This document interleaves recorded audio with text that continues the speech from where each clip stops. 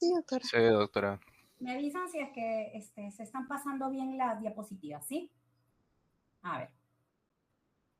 El tema teórico que vamos a tratar a continuación es sepsis neonatal, que es un tema sumamente importante porque es una de las enfermedades más frecuentes en la etapa neonatal que tiene alto grado de morbimortalidad. ¿Cuál es el impacto del estudio de la sepsis neonatal? El problema de la sepsis neonatal, así como revisamos la semana pasada ictericia, también suele ser causa de secuelas neurocognitivas en un recién nacido, sobre todo aquel recién nacido prematuro. El haber tenido una infección previa en un recién nacido prematuro puede dar lugar a una situación llamada leucomalacia periventricular. Esto significa que el cerebro ha generado una cicatriz a nivel de la materia blanca y por lo tanto el paciente tendrá daño a nivel del sistema nervioso central. La sepsis neonatal también es frecuente causa de alteraciones auditivas porque genera sordera neurosensorial. Entonces, por eso es importante estudiar sepsis neonatal, saber identificarla de forma precoz y darle tratamiento oportuno. ¿Cómo definimos sepsis neonatal? Tenemos que tener en cuenta que la sepsis neonatal es una afección sistémica que puede ser de origen bacteriano, viral o fúngico. Pero cuando hablemos de sepsis neonatal, la mayoría de ellos, más del 99% de las veces, se debe a bacterias. Está caracterizada por cambios hemodinámicos y otras manifestaciones clínicas que ha surgido como respuesta desregulada a la infección. Ahora hay que tener en cuenta, y lo vamos a revisar un poco en la fisiopatología, el problema de la sepsis es que en un momento el cuerpo llega a poder combatir la infección o intentar combatir la infección a expensas de su sistema de leucocitos, neutrófilos. Sin embargo, en el recién nacido este problema es bastante, ellos son bastante lábiles a las infecciones porque su sistema inmunitario aún es inmaduro. Entonces nos habla de respuesta desregulada porque la infección, el proceso proinflamatorio, supera a la defensa antiinflamatoria, dando lugar a una serie de síntomas y signos clínicos que vamos a revisar a continuación. Y se produce dentro de los primeros 28 días de nacido o hasta las primeras 44 semanas de edad postnatal en los prematuros. ¿Por qué dice esto? Hay que tener en cuenta que los recién nacidos tienen dos edades. Sobre todo los prematuros menores de 36, 35 hacia abajo. La primera edad que tienen es la edad cronológica. Por ejemplo, hoy un bebé nace de 32 semanas. Dentro de 7 días, el bebé va a tener, en tiempo de vida, va a tener 7 días de vida. Pero ellos tienen otro tipo de edad que se llama edad corregida. La edad corregida significa que yo voy a ir sumándole días a esta edad con la cual nace el bebé hasta que el bebé cumpla 44 semanas de edad postnatal. Por ejemplo, hoy este bebé tiene 32 semanas, mañana el bebé tiene tiempo de vida un día, pero tiene una edad corregida de 32 semanas un séptimo. Dentro de 7 días, el bebé tendrá 7 días de vida, pero recién tendrá edad corregida 33 semanas. Y así vamos a ir sumándole semana a semana hasta que aproximadamente, en este caso de 32 semanas, el bebé tenga 3 meses de vida, pero en edad corregida recién está cumpliendo sus 44 semanas de edad postnatal. Por eso es importante tener en cuenta que la sepsis no solamente es en la etapa neonatal per se, posterior, como tiempo de vida, sino también a esta edad corregida. Entonces, eso tienen que saberlo para que puedan hacer el diagnóstico correcto cuando tengan un paciente con probable sepsis. La clasificación. Se clasifica según el tiempo de aparición de la sintomatología o del tiempo de aparición de los reactantes de fase aguda positivo.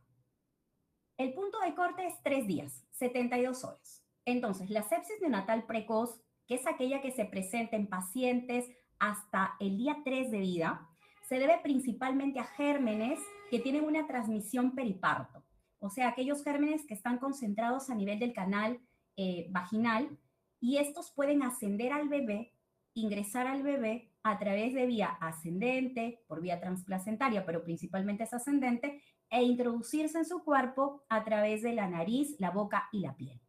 La incidencia es menos del 1% en la mayoría de recién nacidos. La sepsis neonatal tardía, que aparece después de las 72 horas de nacido, tiene dos puntos de origen. El primero es en un paciente que está hospitalizado, por ejemplo, y que debido a su sistema de defensas bajo, reducido, o debido a que de repente es un bebé que es prematuro y está en la UCI, está intubado, tiene cateterismo umbilical, tiene de repente múltiples vías de canalización. Entonces, todos estos puntos son focos de ingreso por vía hematógena de los gérmenes adquiridos dentro del hospital. Son gérmenes hospitalarios. Pero también la sepsis neonatal tardía puede tener como punto de origen la comunidad.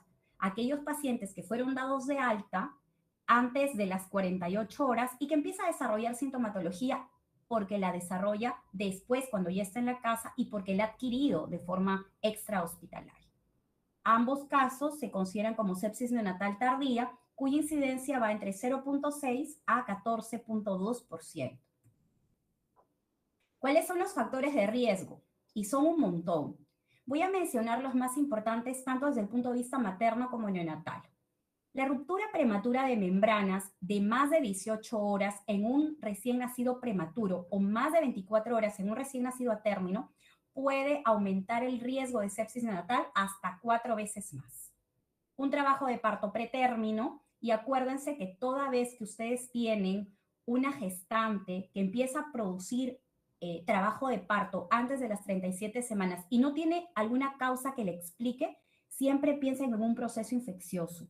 El útero está codificado para contraerse después de las 37 semanas. Si un útero se contrae y tiene irritabilidad uterina e inicia trabajo de parto pretérmino antes de las 37 semanas y no hay otra causa que lo explique, como por ejemplo un DPP, un desprendimiento de placenta, preeclampsia, placenta previa, un traumatismo de la mamá, etc. Entonces, si es que es un inicio de trabajo de parto que no tiene causa materna, piensen en procesos infecciosos. Y ese es un factor de riesgo. La coriomionitis, actualmente el nombre de coriomionitis ha cambiado a llamarse triple I, inflamación, infección intraapniótica, ha cambiado el nombre desde hace poco tiempo. La colonización por estreptococo del grupo B. El estreptococo del grupo B, que es el Streptococcus galactiae, es un colonizante habitual de la zona rectovaginal de todas las mujeres. En otros países se hace de forma como screening o tamizaje un cultivo rectovaginal a todas las mujeres que tienen 35 semanas a más y se les va repitiendo semanalmente, porque justamente ese estreptococo del grupo B es la causa más frecuente de sepsis neonatal temprana. Por eso, si la mamá tiene como colonizante estreptococo de grupo B, a pesar de ser un colonizante habitual y ella es gestante, se le da tratamiento a esa mamá. En el Perú no tenemos, lamentablemente, no se hace tratamiento ni profilaxis antibiótica a las mamás, ni tampoco se les hace el estudio para saber si tienen o no estreptococo. ¿Qué otra cosa es importante? Por ejemplo, las infecciones urinarias en el tercer trimestre, vulvovaginitis, un parto contaminado, un parto en domicilio, en el taxi, en la camilla, un paciente que tiene infección periodontal. Y parecería raro decir que un absceso dental te pueda generar sepsis neonatal, pero recuerden que hay una diseminación hematógena. Si bien es cierto, hemos dicho en un inicio que lo más frecuente es la diseminación a través de canal de parto por vía ascendente, la diseminación hematógena se puede producir dentro del contexto de una infección periodontal. Un expulsivo prolongado, tactos vaginales a repetición, por ejemplo, también es un factor de riesgo.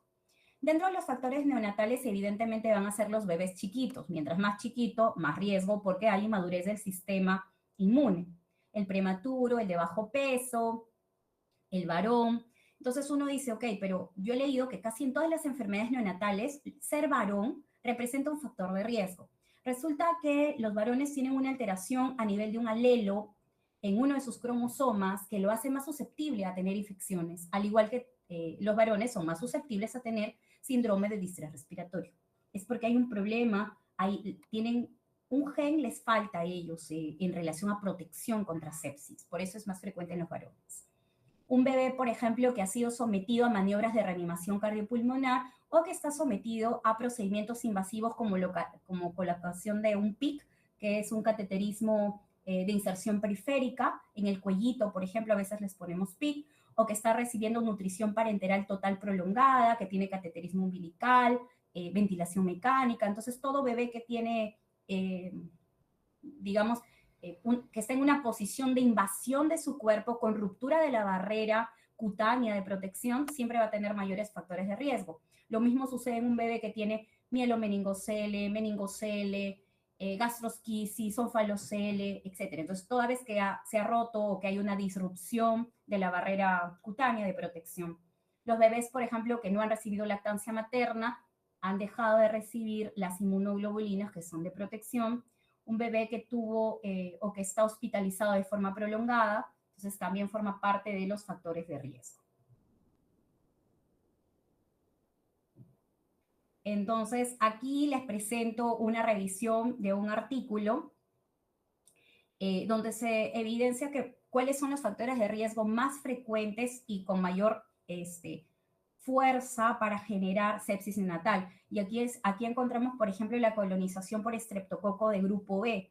Y mientras más pequeño es el paciente, el riesgo de padecer sepsis es mucho más alto. La coriomionitis también, evidentemente, ya vamos a revisarlo luego, la coriomionitis es una situación de extremo riesgo para el recién nacido. Inclusive vamos a empezar antibióticos sin necesariamente haberle pedido pruebas auxiliares previas, porque ya el hecho de tener coriomionitis te da una fuerte posibilidad de tener sepsis.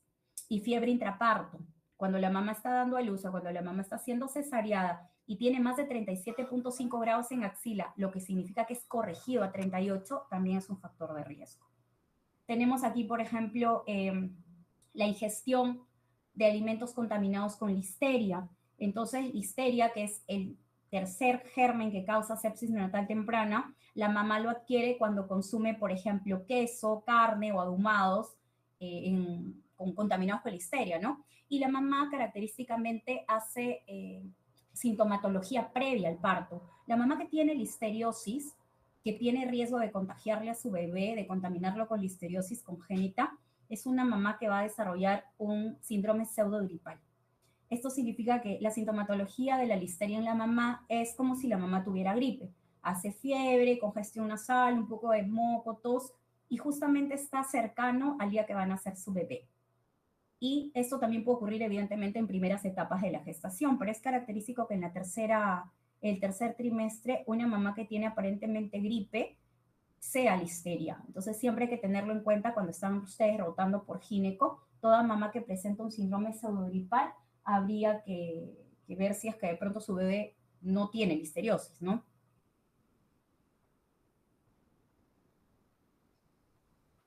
¿Qué hay de nuevo en las últimas revisiones? Bueno, un metaanálisis que se realizó en el año 2016 muestra que existe cierta susceptibilidad genética en algunos bebés a padecer sepsis neonatal y otros que tienen factores de protección contra sepsis. Hay polimorfismos genéticos. Y vemos también otro estudio donde se evidencia que se hizo una evaluación de la cantidad de vitamina D que tenían las gestantes y el recién nacido que padecía de sepsis y se encontró que la mayoría de ellos tenían una disminución en los niveles de vitamina D en el cuerpo.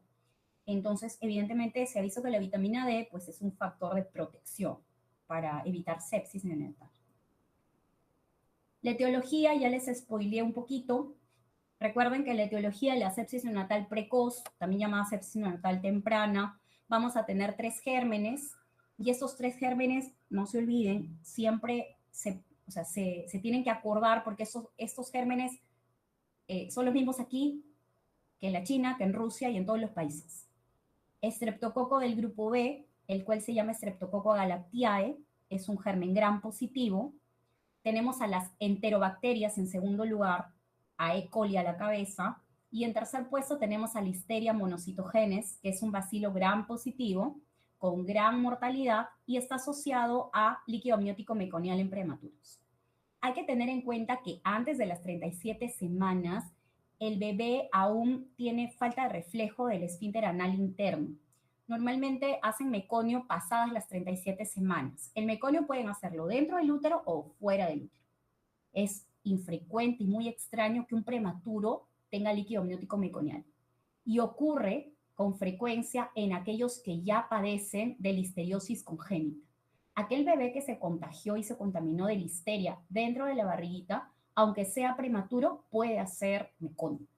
Y eso justamente forma parte de los diagnósticos diferenciales del meconio realizado en un prematuro. Ahora, ¿cuándo es más frecuente el estreptococo del grupo B? Se ha encontrado que es más frecuente en los bebés a término, mientras que las enterobacterias son más frecuentes en los bebés pretérmino. La sepsis neonatal tardía también tiene 3 gérmenes, principalmente a manera general. El primero es un germen de la piel, que se llama Staphylococcus epidermidis, y es un estafilococo coagulasa negativo. En segundo lugar están las enterobacterias y nuevamente E. coli a la cabeza. Y en tercer lugar están los hongos, sobre todo cándida. Ahora, existe posibilidad de que según el lugar donde se encuentre el paciente, cada UCI, por ejemplo, tiene una patología propia de su UCI. Hay algunas UCIs donde, por ejemplo, hay más enterobacter, hay unas UCIs donde hay más pseudomonas. Entonces, la sepsis de inicio tardío a manera general, debemos recordar estos 3 gérmenes, pero a manera común podemos encontrar también otros, porque depende de la flora de cada UCI. Ahora, hace un momento les dije que no siempre la sepsis de inicio tardío es de la UCI. También puede ser un niño que se fue a su casa y que se contaminó fuera de casa. Y entonces aquellos bebés que tenemos con sepsis neonatal, que son bebés que han nacido sanitos y se han ido a su casa con su mamá a las 48 horas, se ha encontrado que Staphylococcus aureus y E. coli son gérmenes bastante frecuentes que pueden generarle sepsis neonatal. Ahora, ¿por qué sería Staphylococcus y E. coli? Porque a veces los bebés, y con mucha frecuencia, se contaminan porque las mamás no les limpian bien el ombligo. Entonces, a partir de una oncolitis puede aparecer también una sepsis.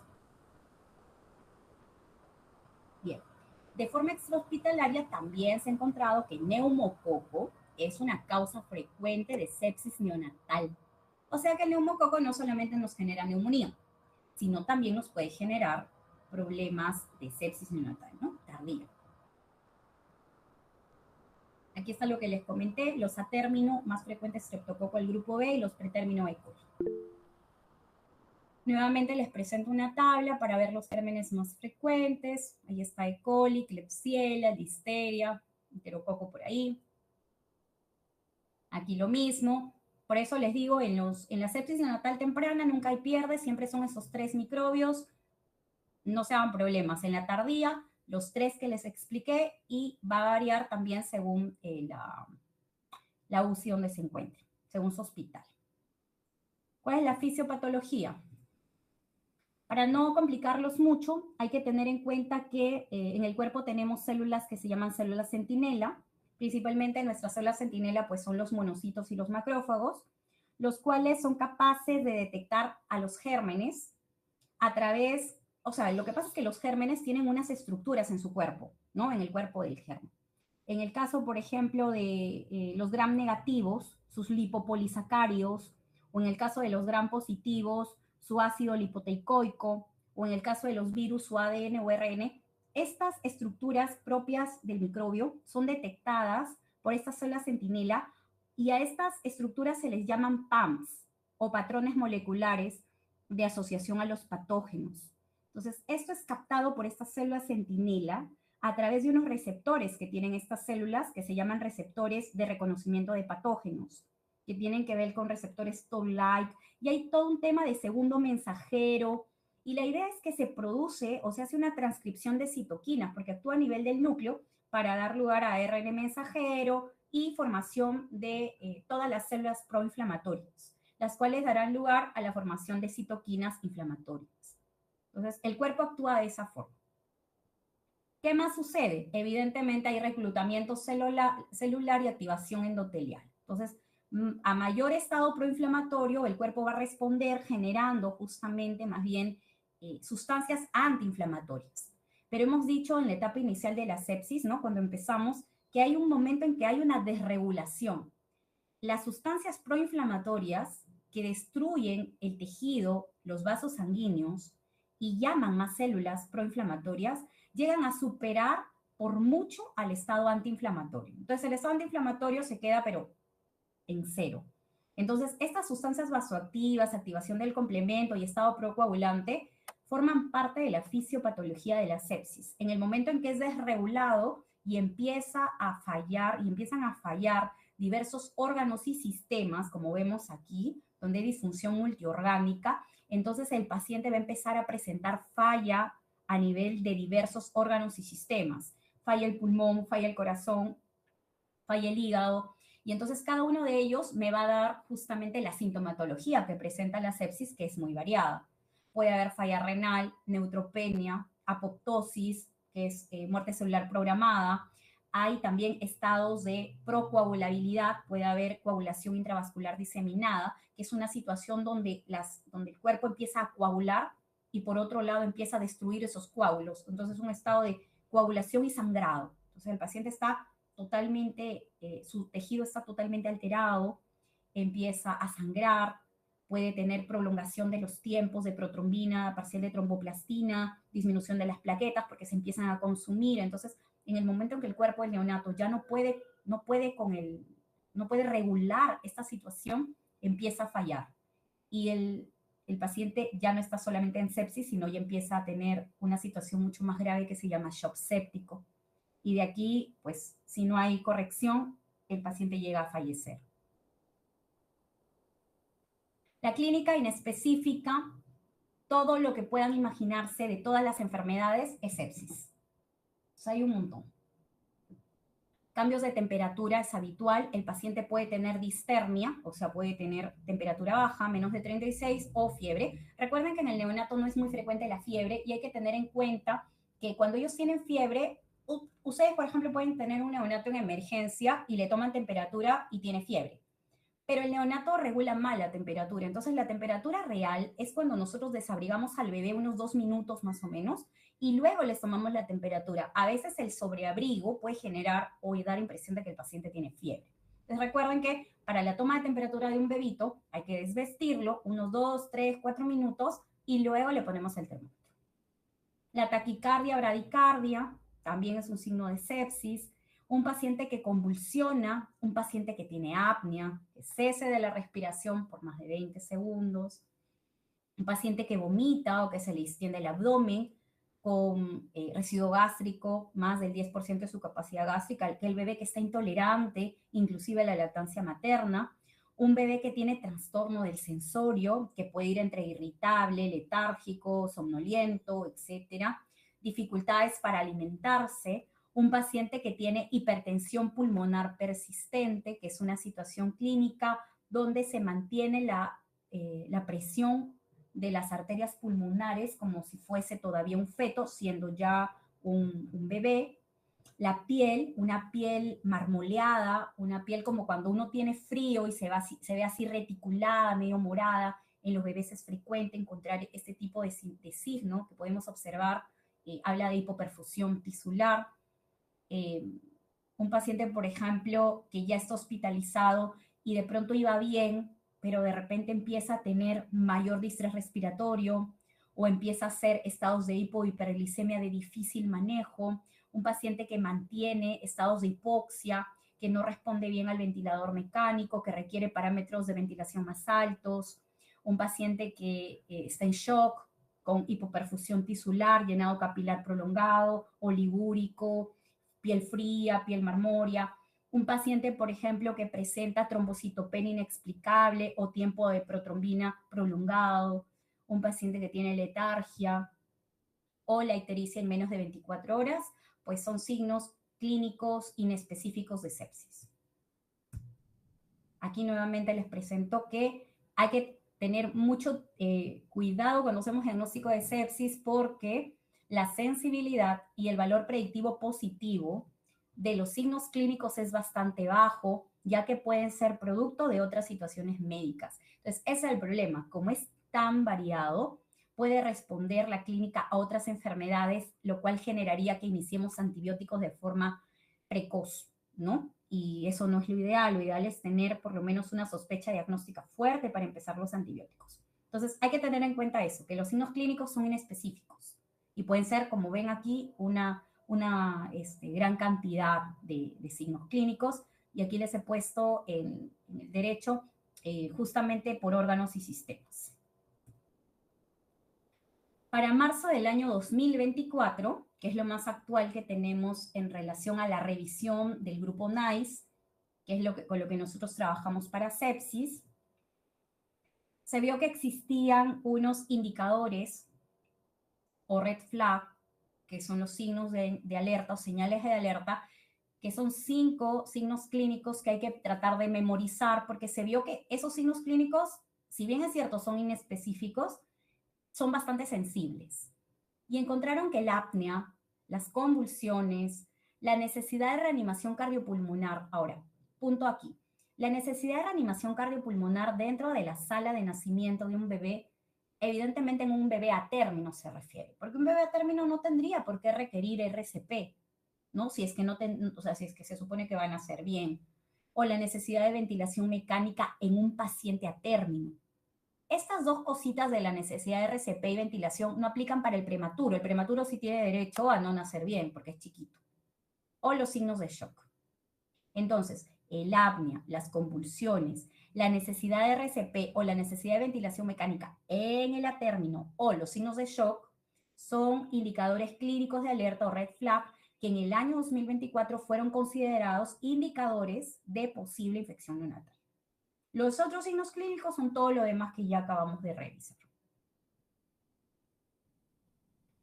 Ahora, punto aparte, hay un momento en que lamentablemente el bebé no solamente va a tener bacteriemia, no solamente va a tener sepsis, sino que por su estado inmunitario deficiente y por algún otro germen que es bastante agresivo, la infección ha pasado la barrera hematoencefálica y ha llegado hacia las meninges y hacia el cerebro y la médula espinal, dando lugar a una situación médica que se llama meningitis o meningoencefalitis neonatal.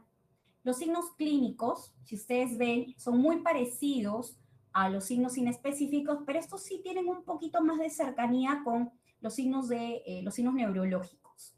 Entonces aquí encontramos, por ejemplo, compromiso del llanto, llanto agudo, paciente quejumbroso, un paciente con compromiso del sensorio, paciente irritable. Se ha encontrado que la sepsis neonatal tardía presenta mucha irritabilidad del paciente, al igual que mucha letargia, mucho compromiso del estado de conciencia en la tardía.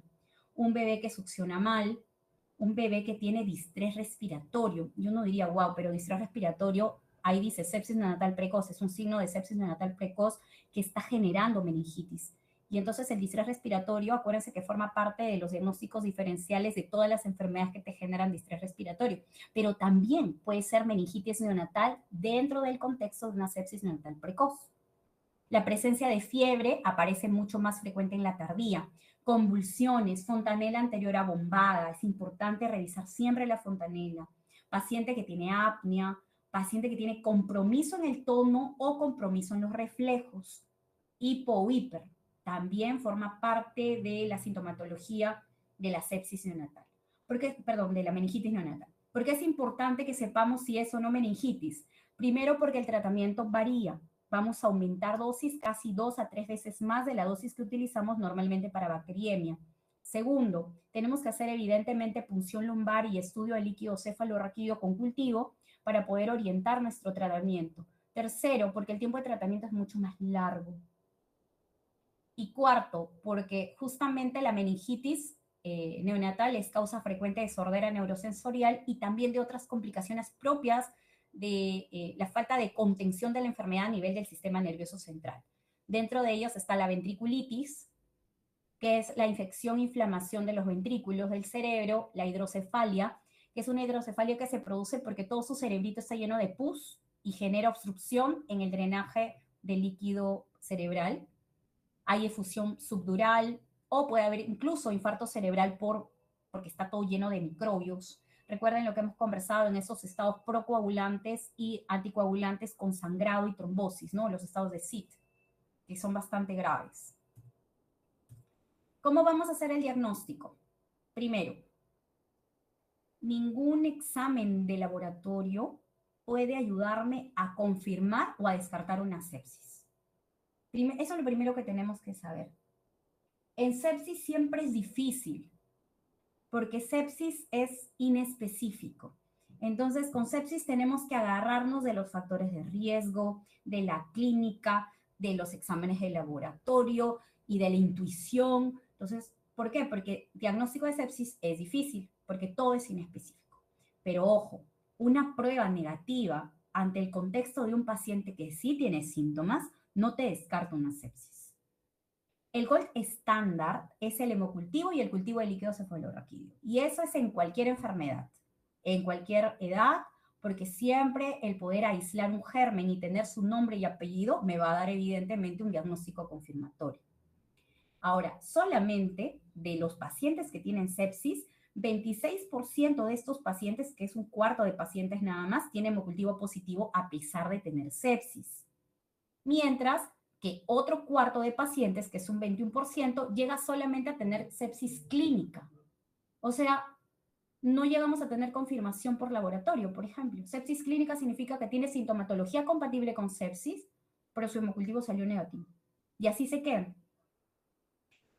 En la actualidad, ningún biomarcador o reactante de fase aguda tiene la sensibilidad suficiente de ser por sí solo un indicador para iniciar antibiótico. ¿A quién me refiero con reactantes de fase aguda? Al PCR, a la procalcitonina, al hemograma, principalmente porque aquí les muestro una tablita donde existen ya en otros países biomarcadores de sepsis. Por ejemplo, la presepsina, que está aquí a la derecha, es un biomarcador importante de sepsis neonatal tardía, por ejemplo. O tienen alta especificidad, casi del 100%. Entonces, ya bueno, poco a poco irán pues apareciendo nuevas técnicas, ¿no? Técnicas moleculares, pero al momento ningún biomarcador es por sí solo sensible o específico de tal grado que nosotros digamos sí es sepsis o no es sepsis, ¿no? ¿Qué vamos a buscar en el hemograma? Porque lo primero que nosotros vamos a pedir cuando tenemos sospecha de sepsis es un hemograma. Entonces, en el hemograma, ¿qué cosa tengo que saber? Los recién nacidos y los niños tienen niveles de leucocitos, neutrófilos, linfocitos, etcétera, distinto a un adulto. Así que cuando ustedes pidan un hemograma de un niño o de un neonato, no se fijen en los valores que les da su laboratorio, porque esos valores son para adultos. Nosotros manejamos otros valores según la edad. De pronto, para un adulto, 13.000 leucocitos es leucocitosis, pero para un niño de 2 años o 3 años es normal. Entonces, siempre busquemos nuestras tablas para poder verificar cómo van los valores del hemograma en nuestros recién nacidos. Listo. ¿Qué vemos? El hemograma. En el hemograma, los leucocitos. Y en los leucocitos hay que tener en cuenta que los rangos habituales y normales que manejamos son de 5.000 a 20.000 leucocitos a término, y en bebés prematuros pueden llegar a ser hasta 30.000 leucocitos. Y eso es importante saber porque nosotros vamos a encontrar casi siempre que los bebés nacen con 15.000 leucocitos, 17.000 leucocitos, entonces no es leucocitosis, sino que ellos tienen valores normales. Lo segundo que voy a mirar son mis neutrófilos. Los neutrófilos pueden ser hacia arriba o hacia abajo. Si tengo neutrófilos por encima de 5.000, a esta situación se llama neutrofilia. Pero si los tengo por debajo de 1.500, se llama neutropenia. Entonces lo normal es entre 1.500 y 5.000. ¿Qué cosa es más peligrosa? Tener una leucopenia y tener una neutropenia. Los valores altos de los leucocitos o muy altos de los neutrófilos no se asocian siempre con sepsis. A veces son solamente reacciones del organismo ante el mismo nacimiento. En cambio, la leucopenia o la neutropenia llevan una especificidad mucho más alta. A mayor neutropenia, mayor riesgo de que el bebé esté infectado por gérmenes gram negativos u hongos. Aparece también un índice, y este índice es importante conocer porque se llama índice inmaduros totales y nos ayuda a predecir con bastante sensibilidad los pacientes que tienen sepsis. ¿Cómo hago este índice? Porque este índice es una división. Tomemos a los neutrófilos inmaduros. Recuerden que los neutrófilos son de dos tipos. Los neutrófilos jóvenes y los neutrófilos viejos. Los neutrófilos jóvenes, que se llaman abastonados o callados, son las formas en cómo el cuerpo trata de defenderse ante la presencia de un proceso infeccioso. Cuando el cuerpo está infectado, lo que hace es tratar de producir leucocitos en forma de neutrófilos jóvenes para que puedan ir a atacar a la infección, pero no les da tiempo de madurar. Entonces, así inmaduros los mandan a la sangre. Y eso es lo que dosamos. El índice de inmaduros lleva en su numerador la cantidad de abastonados que tiene el paciente. Y en el denominador, donde dice totales, lleva la cantidad de neutrófilos. Cuando yo quiero sacar un índice inmaduros totales, solamente tomo los neutrófilos, no tomo los leucocitos. Yo pongo arriba mis abastonados y abajo a la suma de abastonados con segmentados, lo cual me da neutrófilos totales. Si esta división es mayor a 0.20, significa que tiene alta especificidad de tener sepsis neonatal. Perdónenme, por favor, chicos, un segundo.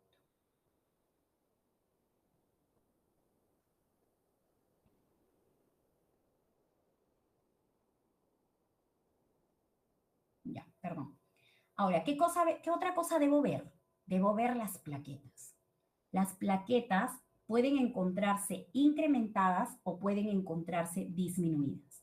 El número de plaquetas en todas las etapas de la vida siempre van entre 150.000 a 450.000. Esa es en la mayoría, ¿no? Casi, acá les he puesto algunos datos de algunas diferencias, pero traten de memorizar 150.000 a 450.000. El prematuro a veces puede tener hasta 1.000, pero se evalúa paciente en particular.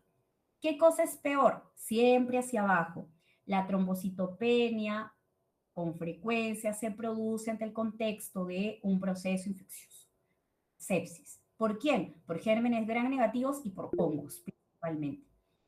Entonces la trombocitopenia es mucho más frecuente y más grave en pacientes que tienen infección por hongos o por gram negativos.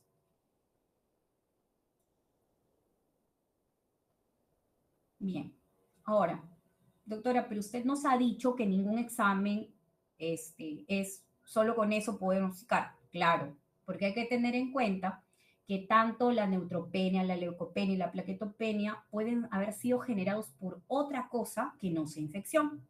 Y aquí encontramos la preeclampsia, la fiebre materna, tener un paciente con asfixia o tener un paciente con hemorragia intraventricular, que todas son situaciones donde el bebé está afectado, ¿sí? Pero no está infectado. Entonces, estas situaciones médicas de la mamá o del bebé me pueden generar también compromiso a nivel del hemograma y no necesariamente es infeccioso. Tenemos a la proteína C reactiva y la proteína C reactiva es una proteína que produce el hígado, que se incrementa en respuesta a procesos infecciosos e inflamatorios. Ese es el problema, que no solamente es infeccioso. La proteína C reactiva normalmente cuando hay un proceso infeccioso va a empezar a elevarse a partir de las 12 a 24 horas, con un pico a las 48 horas. Hay que tenerlo en cuenta porque si yo le pido muy pronto a un paciente un PCR, podría no encontrarlo elevado estando infectado. Entonces, por eso es que se piden siempre sus reactantes de fase aguda a partir de las 12 horas en adelante. ¿Para qué nos sirve la proteína C reactiva? Principalmente nos sirve para seguimiento del paciente. Más que para un diagnóstico como tal, para una sospecha como tal, nos sirve un poco más para seguimiento. Inclusive nosotros para poder dar de alta a un paciente que ya recibe tratamiento antibiótico, tenemos que tener por lo menos 2 medidas de PCR en diferentes días con un lapso de 12 horas, por lo menos, negativas para decir este paciente ya está sano, se va a su casa.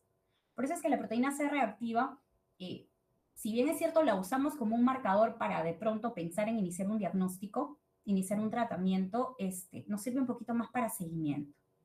Y hay que tener en cuenta que puede incrementarse frente a otras situaciones que no sean infecciosas, como la asfixia o la misma ruptura prematura de membranas. Un bebé puede tener, o la mamá puede tener ruptura prematura de membranas, pero esto no necesariamente significa que el bebé esté infectado. Y el mismo hecho de tener ruptura te da aumento de PCR. o salam. La procalcitonina es una sustancia que es producida por la célula C de la paratiroides, se eleva principalmente ante la presencia de forma más sensible de un proceso infeccioso. Puede elevarse, cuando un bebé está infectado, puede elevarse incluso mucho antes que la PCR, en unas 4 a 6 horas, teniendo un pico en 12 a 24 horas. Entonces, la procalcitonina es más sensible, pero es menos específica. ¿Y cuál es el problema? Que así como la PCR podía tener un pico fisiológico, la procalcitonina también puede tener un pico fisiológico que se da entre las 24 y 48 horas por la colonización bacteriana normal. Y entonces volvemos a punto cero. No, o sea, no es tan... Una procalcitonina elevada no te dice que necesariamente es infectado tu paciente. Entonces ahí también lo tocamos con pinzas. Pueden haber falsos positivos ante la presencia de hipoxemia, neumotoras, asfixia, falla hemodinámica, etc. Lo que sí hacemos es que cuando ya tenemos pacientes en tratamiento, tanto la PCR como la procalcitonina nos pueden ayudar a hacer mediciones seriadas para saber si es que el paciente no estaba infectado o está respondiendo bien al tratamiento. El gold estándar es el hemocultivo, y hay que tener en cuenta que el hemocultivo en un neonato no se toma como normalmente se toma en un adulto. En el adulto, ¿qué se hace? Se toman dos hemocultivos en 2 lugares diferentes, con una diferencia de repente de 12 horas, o en presencia de fiebre. En pediatría igual. En cambio, en el neonato, por el volumen de sangre tan bajo que tiene el neonato, no nos permitiríamos poder tomar 2 hemocultivos nunca, porque ellos tienen volúmenes de sangre que van entre 100 mililitros en su cuerpecito, 250 mililitros de sangre en su cuerpecito. O sea, entonces están tomando continuamente no solamente el hemocultivo, porque se supone que el hemograma, PCR, procalcitonina, glucosa, urea, creatinina, entonces pobre niño se queda desangrado. Entonces, por eso es que solamente les tomamos 1 a 12 C en un solo tubo. Entonces, ahí vamos a tener un problema, porque si sale negativo, no es porque necesariamente el paciente no esté infectado. Y ahorita les voy a mostrar por qué, si un bebé tiene sepsis, por qué su hemocultivo sale negativo. Ahora lo vamos a ver. El urocultivo no se recomienda de manera rutinaria, ni en la precoz ni en la tardía. Este concepto cambió porque hace algunos años urocultivo siempre se pedía en la tardía, ahora ya no. Ya no se pide nunca, ni en temprana ni en tardía. El cultivo de líquido cefalorraquídeo tiene indicaciones y son las siguientes. Por favor, memoricen. Atentos aquí. Pido cultivo de líquido cefalorraquídeo si tengo pacientes en tratamiento, tengo un hemocultivo positivo, le pido punción lumbar y cultivo de líquido cefalorraquídeo. Eso me va a permitir predecir si es que esta bacteriemia se quedó solo en la sangre o si pues atravesó la barrera hematoencefálica y generó una contaminación de meninges. Segundo, clínica de MEC. Si el paciente tiene sintomatología clara de compromiso meningio, hay que hacerle punción lumbar. 3. En la sepsis temprana o en la sepsis tardía que está teniendo una mala respuesta al tratamiento. ¿Por qué? Porque de repente le estoy dando dosis muy bajas o el antibiótico que he elegido no es el apropiado para los gérmenes del sistema nervioso central. Y 4, en la sepsis tardía. En la sepsis tardía se prefiere siempre hacer cultivo de líquido cefalorraquídeo porque la probabilidad de que tenga sepsis es mucho más alta. Y estos son los valores normales porque evidentemente antes de hacerle cultivo de líquido cefalorraquídeo hacemos un estudio bioquímico para ver algunas características que nos puedan orientar hacia el tipo de microbio. Y que básicamente, ¿qué cosa vemos nosotros en el líquido cefalorraquídeo? Lo primero que vemos es la cantidad de leucocitos. Y como ustedes podrán ver en los niños pequeños, o en los niños, por ejemplo, 10 es el punto de corte, pero en el neonato es diferente. En el neonato es 30 o 40. Entonces, en el atérmino puede ser hasta 30 y en el pretérmino hasta 40. Entonces, son bastantes leucocitos. Lo segundo que vemos es la presencia de proteínas. Normalmente, aquí tengo valores bastante largos entre proteínas, pero tienen que más o menos entender que las proteínas siempre tienen que estar por encima de 60. ¿No? Por encima de 60 es un valor apropiado. O perdón, por debajo de 60. Por debajo de 60 es un valor apropiado. La glucosa. La glucosa, nosotros hacemos 2 medidas. la glucosa del mismo líquido cefalorraquídeo y la glucosa que medimos en relación a la glucosa sérica. O sea, en el momento en que le estamos sacando líquido cefalorraquídeo, estamos sumándole glucosa del brazo al bebito. Entonces, si tenemos glucosas por debajo de 40 o por debajo del 50% en relación a la sérica, también nos habla de que probablemente el microbio que tiene invadiendo las meninges esté consumiendo este líquido. Entonces, ¿qué encontramos normalmente en un bebé con meningitis? Los leucocitos elevados, las proteínas elevadas, la glucosa baja. Entonces, hay hiperproteinorraquia y hay glucosa baja, ¿no? Hipoglucorraquia se llama. Con frecuencia, porque les dije que la sepsis es básicamente bacteriana, ¿no? Entonces, así trabajan las bacterias a nivel de las meninges. Entonces, si un recién nacido tiene sepsis, ¿por qué el cultivo sale negativo? Primero, porque la mamá puede haber sido medicada con antibióticos a nivel del periparto. Disminuye la cantidad de microbios, como solamente sacó 1 a 2 mililitros, pues la probabilidad de que salga bajo mi cultivo o que salga negativo mi cultivo, pues es alta, ¿no? ¿Cuál es la segunda causa? El volumen pequeño de sangre de la muestra. Es muy poquito. Tenemos que tener suerte de justo captar cuando estaba el microbio. ¿Y por qué? La tercera parte es importante. La bacteriemia en neo es baja o intermitente. Eso significa que los microbios se esconden en el tejido y salen a la sangre. Se esconden en el tejido y salen a la sangre. Y tenemos que tener suerte de que justo ese volumen de 1 a 2 mililitros me capte el microbio. Entonces, hay que tener suerte para que los cultivos salgan positivos estando con sepsis. Recuerden que solamente tenemos un 25% de hemocultivos positivos frente a una sepsis neonatal real, ¿no? Entonces, ahí no nos olvidamos. Definiciones operacionales, ya. Estas definiciones operacionales salieron en el año 2020, confunden más que lo que realmente ayudan. Son palabras que se parecen, complicadas, pero ahorita les voy a explicar con qué nos vamos a quedar, pero esto quiero que lo sepan porque en algún momento les pueden preguntar.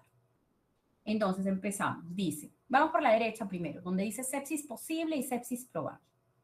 La sepsis posible y la sepsis probable son situaciones donde solamente tenemos clínica y uno o más exámenes de laboratorio alterados, pero el cultivo salió negativo. O sea, nos quedamos con esa duda, ¿no? O sea, hay clínica, tengo reactantes de fase aguda positivos, pero mi cultivo salió negativo. A pesar de que yo tenga digamos, interiormente tengo mi confirmación de que realmente es una sepsis, yo veo que el paciente después del antibiótico ha mejorado, yo no puedo ponerle confirmada porque no tengo cultivo positivo. Entonces, inclusive ese diagnóstico de sepsis posible o sepsis probable es con el cual iniciamos el tratamiento e inclusive es el diagnóstico con el cual el paciente se va a su casa, porque no le puedo cambiar debido a que tengo hemocultivos negativos. El siguiente cuadradito de color verde dice sepsis dudosa y sepsis clínica. Ya, la sepsis dudosa confunde. La sepsis clínica. ¿Cuándo yo llamo sepsis clínica? Un paciente que de verdad tuvo clínica compatible con sepsis, donde se descartaron todas las causas probables de la sintomatología, pero a pesar de ello, tengo cultivos negativos. Entonces, a eso sí se le puede llamar sepsis clínica. Y con ese diagnóstico se va el paciente a su casa. ¿Qué cosa? Ahora vamos para arriba. ¿Qué cosa es una sepsis probada o una sepsis definitiva? Es lo que se llama sepsis confirmada. Y es simplemente tener un cultivo positivo o tener líquido cefalorraquídeo con cultivo positivo. Cuando yo tengo el nombre del microbio, mi sepsis probable, mi sepsis posible, cambia a llamarse sepsis confirmada. Porque recién la palabra confirmada puede aparecer cuando tengo un hemocultivo positivo o cuando tengo un estudio de líquido cefalorraquídeo positivo. Antes de eso, no. Y abajo, de sepsis descartada o sin sepsis. Obviamente, clínicamente asintomático, reactantes de fase aguda negativo, se descarta la sepsis. Tratamiento. Esta guía de tratamiento he colocado las guías que estamos utilizando en el hospital donde yo laboro. Igual son las mismas que utilizamos que utilizan en otras instituciones como el Instituto Nacional Materno Perinatal. ¿Qué es importante aquí? Nos vamos para acá. A ver, les voy a explicar a grandes rasgos esto que les escribí. La coriomnionitis, que fue una de las primeras cosas que les dije, muchas veces forma en pacientes prematuros. Las guías dicen que la coriomnionitis es un factor de riesgo tan fuerte que inclusive a veces no se esperan reactantes de fase aguda positivo, sino que en un prematuro se suele iniciar tratamiento ya. Acuérdense que en neonatología primero se dispara y luego se pregunta, porque ellos pueden fallecer rápido. La sepsis neonatal no tratada puede llevar a altos grados de morbimortalidad. ¿Y cuál es el problema de la coriomnionitis? Es que en los prematuros nos puede causar leucomalacia periventricular, que justamente es esta cicatrización a nivel del tejido cerebral de las células blancas, de la materia blanca, y esta cicatriz significa neuronas perdidas. Entonces se ha encontrado que con la coriomnionitis, aunque no tenga reactantes de fase aguda, ya el mero hecho de tener coriomnionitis en un prematuro te hace darle antibióticos. En cambio, en el atérmino no. En el atérmino sí se te permite pedirle sus reactantes y monitorizar.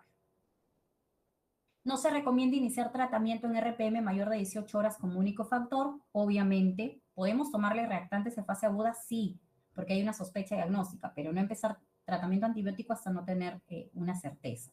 Fiebre materna, tampoco. Si es que solamente hay fiebre materna como factor de riesgo, tampoco. Tampoco se debe iniciar tratamiento solo con eso. En el caso del distrés respiratorio, lo que dicen las guías es que principalmente los pretérmino, aquí el problema siempre es el prematuro. Un prematuro que, por ejemplo, tiene clínica compatible con sepsis y está haciendo distrés respiratorio que no mejora con ventilación, con CPAP, etcétera, sí vale la pena pedirle un hemocultivo e iniciar antibióticos. O sea, de todas maneras, el prematuro, por su misma prematuridad, si es que hay cierta duda o estamos pensando en que sí tiene sepsis porque no responde bien su cuadro de distrés respiratorio a las maniobras de oxigenoterapia que le estamos brindando, sí podría ser sepsis y hay que iniciarle hemocultivo e inicio de antibióticos. En cambio, en el atérmino nos da un poquito más de chance para observar. Pero si vemos que a pesar de brindarle tratamiento no mejora en él, tendríamos también que iniciar antibiótico terapia, previamente cultivo. ¿Qué hacemos con un parto potencialmente contaminado? Las guías actuales de la maternidad dicen que aunque haya nacido en domicilio, en un vehículo, en una camilla o se haya contaminado con heces maternas durante un parto vaginal, lo ideal es, acá, lo que dice esta guía de la maternidad es, solo obsérvalo, míralo, obsérvalo. En mi hospital, nosotros lo que hacemos es que cuando tenemos un parto potencialmente contaminado, le pedimos reactantes de fase aguda a las 12 horas de vida. Y con eso tomamos la decisión, sumándole evidentemente la evaluación clínica. Aquí es un poco más de lo que les comenté de la coriomnionitis. La coriomnionitis o la fiebre intraparto en el prematuro, como ven aquí, por ejemplo, el fluxograma, se prefiere en el prematuro menor de 34 semanas iniciar. Les comenté que la coriomnionitis ya no se llama coriomnionitis, ahora se llama triple I. Y han cambiado un poco sus criterios. Aparece aquí para hablar de sospecha de coriomnionitis o sospecha de triple I, tener un bebé con taquicardia fetal, o sea, dentro de la pancita más de 160, tener un conteo en los leucocitos de la mamá más de 15.000 y tener directamente una secreción purulenta a través del canal cervical. Evidentemente se vuelve confirmada cuando ya tenemos estudios anatomopatológicos de la placenta, ¿no? El tratamiento. Aquí aparece básicamente las cosas que quiero que recuerden. Los indicadores clínicos de alerta que habíamos visto que hace poquito, en el 2024, salieron en la evaluación NICE, que nosotros utilizamos para sepsis, que son las guías de tratamiento y el uso de antibióticos. Pues está la apnea, las convulsiones, el RCP, la ventilación mecánica en pacientes a término, los signos de shock. Entonces, acuérdense de eso.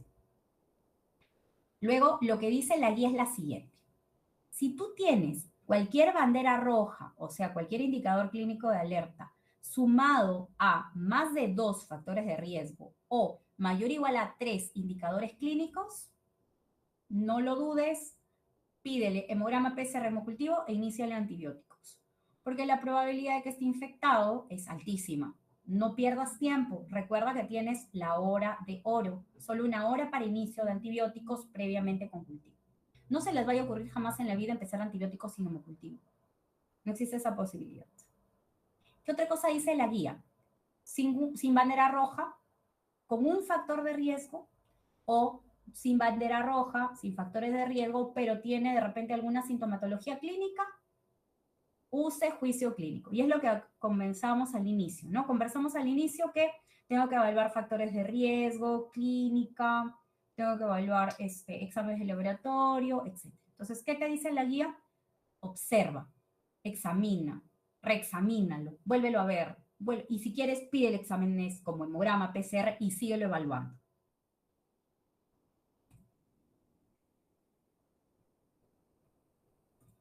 Esto es parte de esa guía que nos menciona sobre los signos clínicos.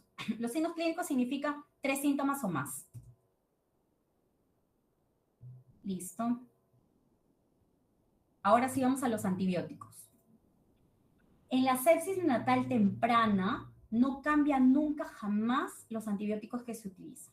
En la sepsis neonatal temprana, que tenemos como etiología a los 3 gérmenes que son el estreptococo del grupo B, las enterobacterias y listeria aquí y en la China y en Rusia, el tratamiento siempre es el mismo, no varía en ningún lugar en el mundo, porque siempre tenemos que tratar evidentemente de eliminar a los gérmenes que están generando la sepsis neonatal temprana.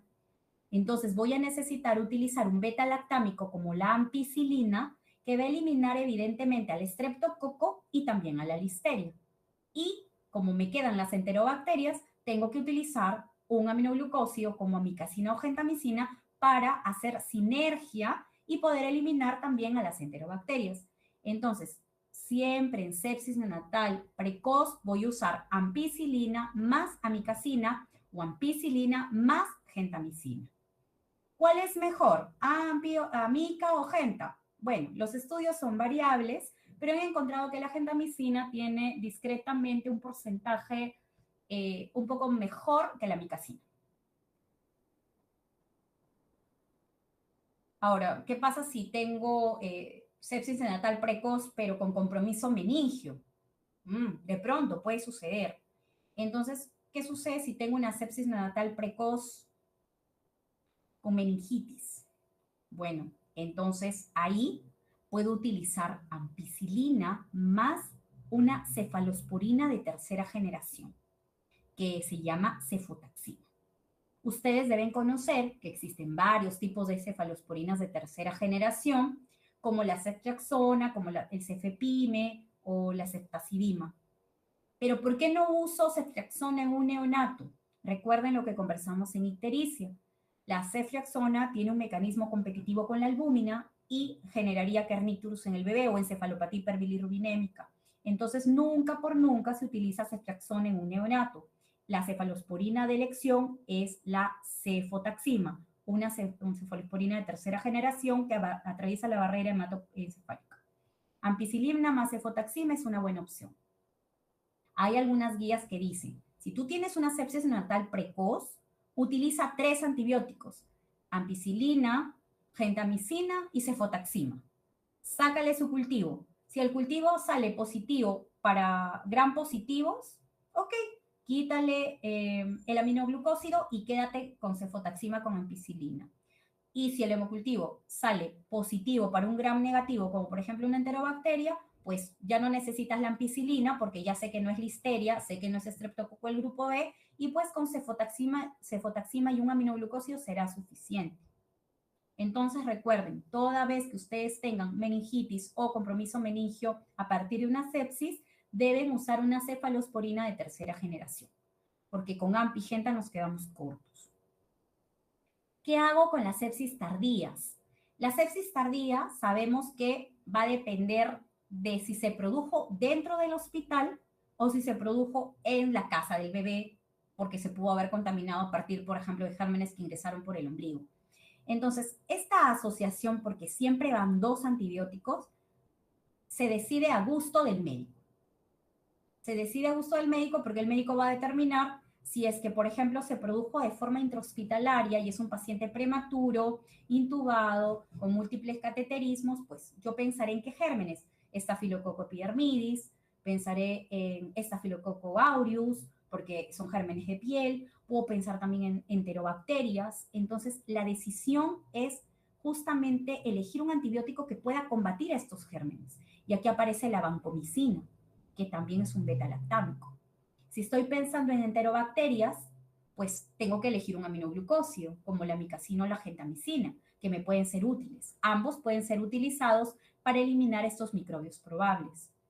Pero, ¿qué sucede si de repente yo en la UCI tengo Klebsiella resistente, tengo, no sé, Enterobacter resistente? Ok, la vancomicina me quedan como agua. Entonces se eligen antibióticos que se llaman antibióticos de segunda línea. Y en muchos hospitales se utiliza la asociación meropenem-vancomicina. El meropenem forma parte del grupo de los carbapenems y nos sirven para eliminar a los microbios gram positivos, gram negativos, perdón, los gram negativos, y la asocian con la vancomicina para tratar de cubrir a los gérmenes gram positivos. Meropenem vancomicina es una muy buena opción para sepsis neonatal tardía para paciente hospitalizado. El paciente que viene de afuera sí va a depender mucho de dónde tenga el foco infeccioso. Porque de repente se infectó el ombligo, está haciendo un poquito de alteración a nivel del hemograma PCR, entonces ponerle mero banco es demasiado para ese bebé que viene de afuera. Para ese bebé que viene de afuera con onfalitis, por ejemplo, una vancomicina con amikacina estaría bien, suficiente. Por eso es que depende el tratamiento del criterio del médico, depende de dónde adquirió la enfermedad y depende de la situación particular de cada recién nacido. Ok. ¿Cuánto tiempo le voy a dar el tratamiento? Para eso me sirve el hemocultivo. El hemocultivo me dice el tipo de microbio y me va a decir cuánto tiempo tengo que darle tratamiento. Porque normalmente cada germen tiene un tiempo. Por ejemplo, ¿cuándo doy antibióticos por 5 días? Por ejemplo, tengo un paciente que estoy dando antibiótico terapia, ya tengo un hemocultivo negativo, clínicamente asintomático, y reactantes de fase aguda me salieron negativos. No tiene mucho sentido, paciente recibe antibióticos solo 5 días.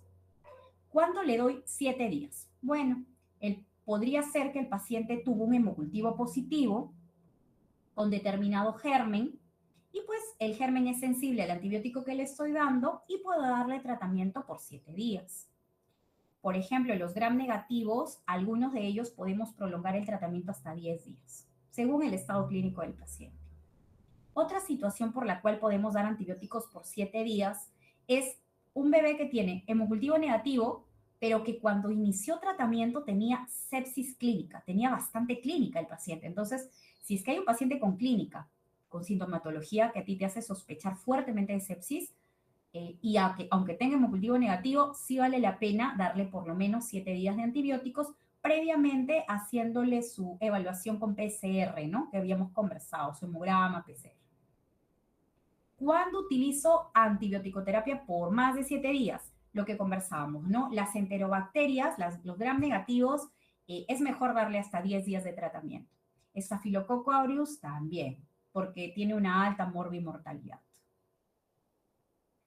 La sepsis tardía sin meningitis, lo que dicen las guías es que si tiene hemocultivo positivo, se da solamente 7 días y le doy más de 7 días a las sepsis tardías cuando, por ejemplo, no se ha recuperado completamente el paciente y puedo utilizarlo incluso hasta 14 días o puedo tener hemocultivo positivo por enterobacterias o Staphylococcus aureus. Y esa indicación es muy similar a la que trabajamos en sepsis neonatal precoz.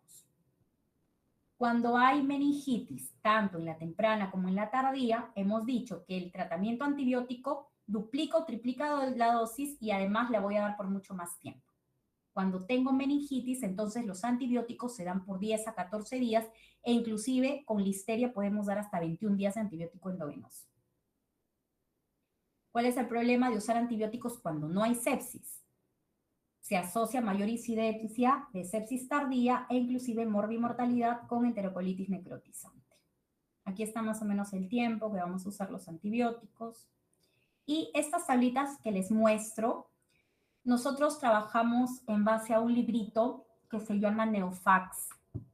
El Neofax es nuestro libro con el cual podemos, para neonatología nada más, tenemos las dosis de los medicamentos de neonatología, no solo los antibióticos, sino todos, la cafeína o cualquier otro antibiótico o cualquier otro medicamento. Entonces, en neonatología no es como en el adulto o el paciente pediátrico que usamos tal medicamento a tal dosis, a tal intervalo, no. En neonatología tiene que ver con tiempo de vida, edad gestacional. Si ustedes se dan cuenta, por ejemplo, la ampicilina, en la tabla que aquí les presento, lo primero que se mira es la edad gestacional. Y después de haber visto la edad gestacional, ves el tiempo de vida postnatal. Y según eso va la dosis y según eso el intervalo. Lo mismo para la gentamicina. Por ejemplo, un bebé que tiene entre 30 y 34 semanas y está en su primera semana de vida, la dosis es 4.5 miligramos kilodosis. A diferencia de que si fuese de repente el mismo bebé, pero ya tiene más de 8 días, que solo es 4. El intervalo es cada 36, cuando son menores a una semana y mayores a una semana cada 24. Entonces, este libro a nosotros nos sirve muchísimo porque también en pacientes que tienen insuficiencia renal o insuficiencia hepática te dice cómo tienes que hacer la corrección para darle la medicina. Aquí está, por ejemplo, la vancomicina y está el meropenem, que se utilizan con frecuencia en los hospitales para sepsis neonatal tardía. Estos algoritmos son más de lo anterior, estos son de la maternidad de Lima, que básicamente está orientado a lo mismo. Acá está lo que les comenté, para resumir nada más esto. Los prematuros nacen prematuros con irritabilidad uterina, piensan siempre en infección. Si la mamá no ha tenido, por ejemplo, una caída, un desprendimiento de placenta previa, no tiene por qué nacer prematuro. Entonces recuerden siempre la prematuridad sin causa. ¿Sí? Puede ser infección. Tómenle sus exámenes. Ya, acá.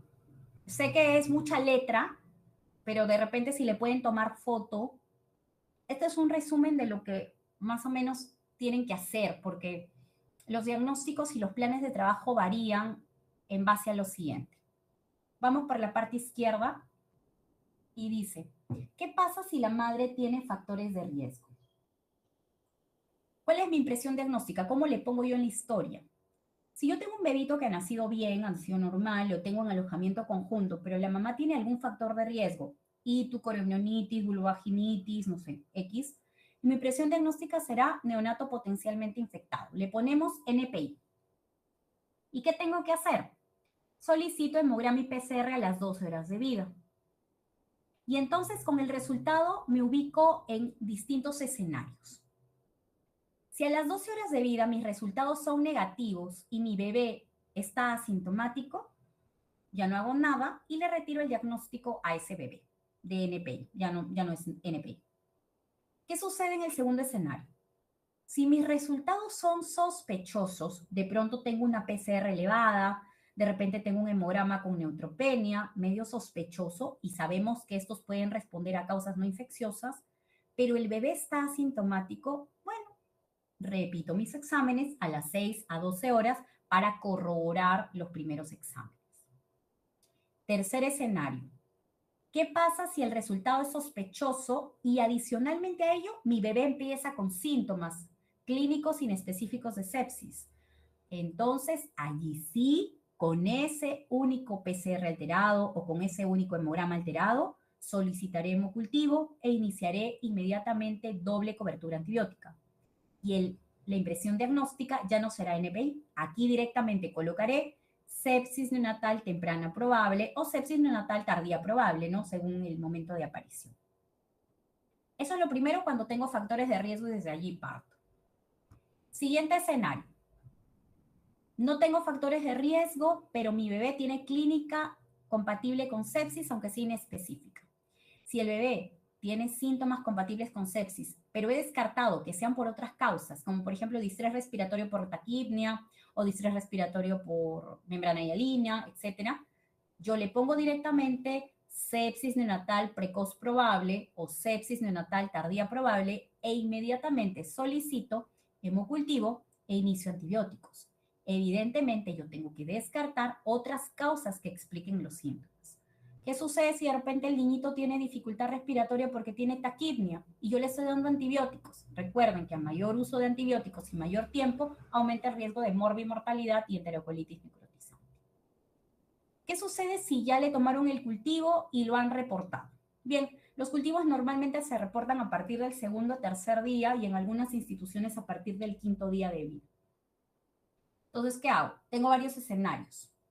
Si el hemocultivo sale positivo, yo le cambio el diagnóstico y le pongo sepsis neonatal confirmada. ¿Y qué hago? Continúo con el antibiótico según la sensibilidad y los días de tratamiento según el germen.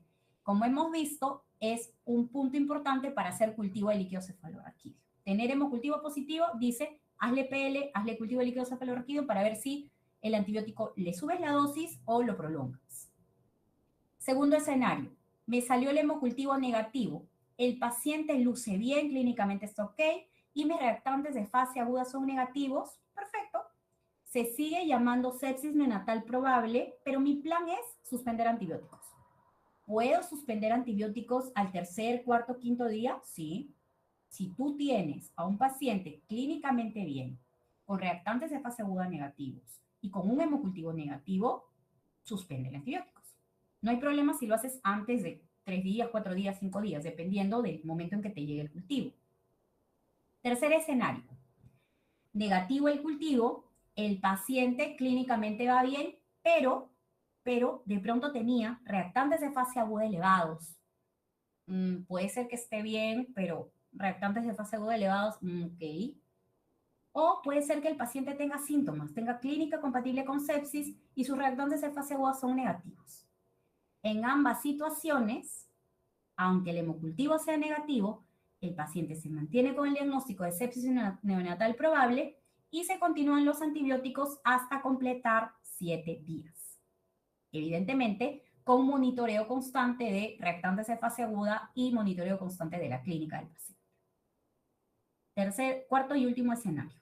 Paciente tiene hemocultivo negativo. Tú tienes un paciente desde el inicio clínicamente comprometido, o sea, sabes que es una sepsis clínica, luego ya mejora y asociado a eso tienes reactantes de fase aguda negativos.